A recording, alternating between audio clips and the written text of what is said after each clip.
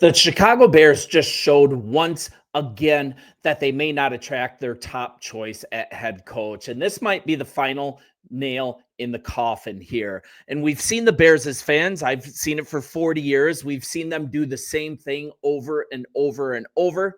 Hopes are high that the structure is going to change. I mean, my hopes have been high, but Albert Breer, he's reporting otherwise. And also, there is a potential team preparing to compete with the Bears hard for the top coaching candidates, and they might snatch the top candidate away from us. And that top candidate is Ben Johnson, the Detroit Lions. What's up? This is Sports Talk Bears. I'm your host, Sean. You guys have been so faithful. I thank you for watching this channel. If you would, bless us by hitting the subscribe button as we push towards 10,000 subscribers. If you're not already, would love to have you as a part of the family. So let's get to it. Let's look at the Bears, the lay of the land. Number 5 in the NFL in upcoming cap space, over $83 million, 4 picks in the top 74, a franchise quarterback. I mean, what's not to like about how this franchise is structured? Shouldn't they be the number one choice of any candidate? But let's hear what's going on at Halas Hall by Albert Breer himself. I'm going to go to this article on SI.com. So this is straight from Breer. The biggest question that prime candidates have is about the role of team president Kevin Warren. And I think the McCaskey family is well aware of that. To that end, GM Ryan Poles is set up to run point on the search. And I'm told it's because that's the way that ownership wants it. Warren will have a seat at the table and a major say, of course, but Poles will too, as the McCaskey seek alignment on the football operations side. Now, looking at that at face value, one would think that this is a good thing, and on the surface, exactly what is needed: stability and alignment. And the top candidate, who's been linked to this job seemingly forever, you guys know that's Detroit Lions offensive coordinator Ben Johnson. I'm going to close that down. He's been very clear about what he's interested in as far as prospective head coaching positions, and alignment between head coach and general manager is at the top of his list. And also an owner who's willing to identify weaknesses and address them aggressively. What if the weakness is in the ownership themselves? Does that count? Are they going to address that? I don't think the McCaskies are going to. So anyways, we are at the early stages of this. A lot can change, but it's becoming more and more obvious that even if Johnson is the first choice, they won't be willing to do what it takes. And for this really recent report to come out from Albert Breer that the ownership is already digging their heels in, already saying no on firing Ryan Poles before the process has even started, not a good sign. And the team president, he said weeks ago that Poles is going to helm this head coaching search. That's previous to the Albert Breer report. And for one thing, GM Ryan Poles as well, he's on a contract that only runs through 2025. And as my last post illustrated, go check it out. Look for the Bears to extend him almost immediately after the Packers game. That's the tell. If this isn't done, that actually signifies that they're in fact moving on. And Breer's report says that he isn't going anywhere. But look for that cue after the Packers game, like 24 hours after the game's over. Ben Johnson has stated as well, the guy's going to be selective.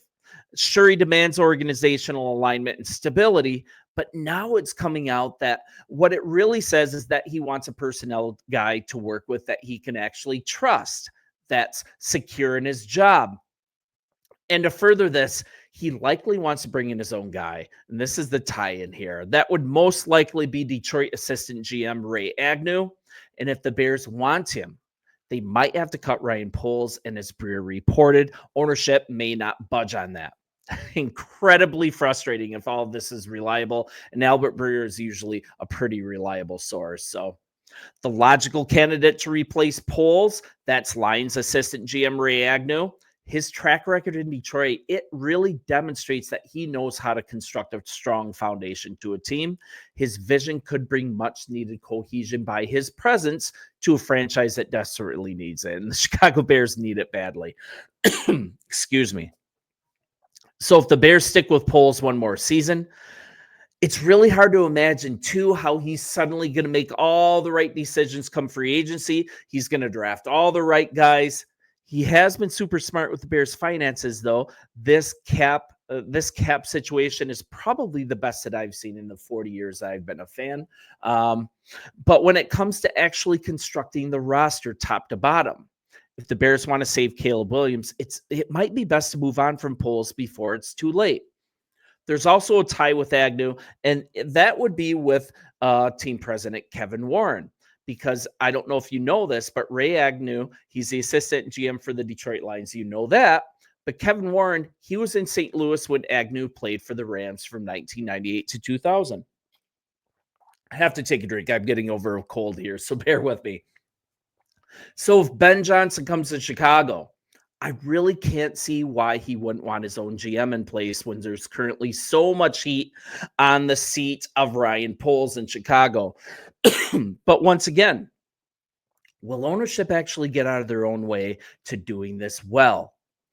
I can't really answer that beyond this, but let's give an overview on Poles in an impartial way. Maybe just go through general performance here. I'm trying not to cherry pick. I'm trying to be fair. So his overall record as a GM, 14-36. That's a 280 win percentage.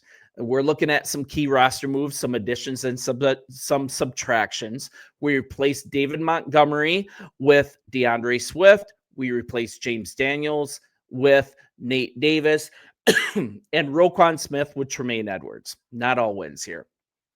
It's looked a little neglectful on his watch. It's been 3 years.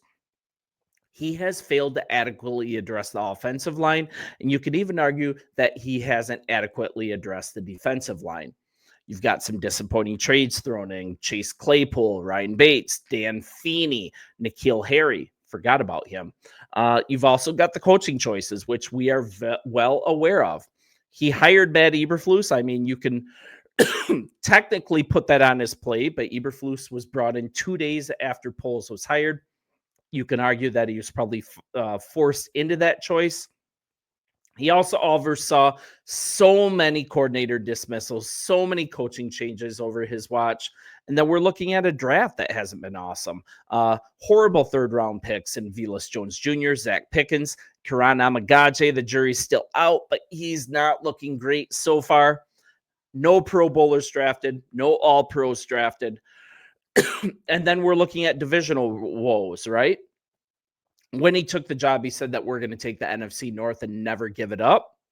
A 2-15 record against NFC North opponents. So, I mean, sure, you're looking at that he fleeced the Carolina Panthers. This fleecing led to the arrivals of DJ Moore, Caleb Williams, Darnell Wright. Others, we're also looking at Tyreek Stevenson. That can also be linked directly to Keenan Allen joining the team. But this fleecing, you take away that fleecing, it can't be the only good move a general manager makes during his tenure. And then let's talk about competition for Ben Johnson, and that's the Jacksonville Jaguars. And that's the final problem here. If you're looking at the Bear ownership not allowing Poles to be fired, the Jaguars might be in a situation that they can offer Ben Johnson something that the Bears can't. They can give him the pairing of his choice with the GM of his choice. And you're looking at the Jags likely firing GM Trent Balk along with their head coach once the season's over. That hasn't happened yet, but it looks very, very possible. Johnson's able to bring in his own GM. Absolute freedom to mold the team however he wants, and that might be super attractive to him. Plus, the Bears, by not doing this if it's necessary, could really open the door of him choosing to just leave the NFC North because it is so crazy competitive. This is the best division in football. I mean, there's so many things that are coming out that are an absolute negative on the Bears landing their number one choice. And so far, their number one choice has been shown to be offensive coordinator of the Lions, Ben Johnson. So you guys let me know what you think. By our last poll that I put on this page, you guys are pretty close to 50-50 on keeping Ryan Poles or getting him out of town. You know, further detail that. Let me know what you think. Let me know if you think that Bears ownership will get out of the way and do what's necessary to bring in Ben Johnson if he's the number one choice. And one thing that the Lions can show the right path. Detroit started getting good when the ownership actually stepped away and let football guys do football things constructing that team. That was really the turning point in that franchise. Let's see if the Bears can do the same thing. You guys bear down. It's been great spending this time with you. You are always so loyal. Thanks for always watching. And once again, if you're not already a part of this family, hit the subscribe button. It would be a huge blessing. Talk to you guys soon. See ya.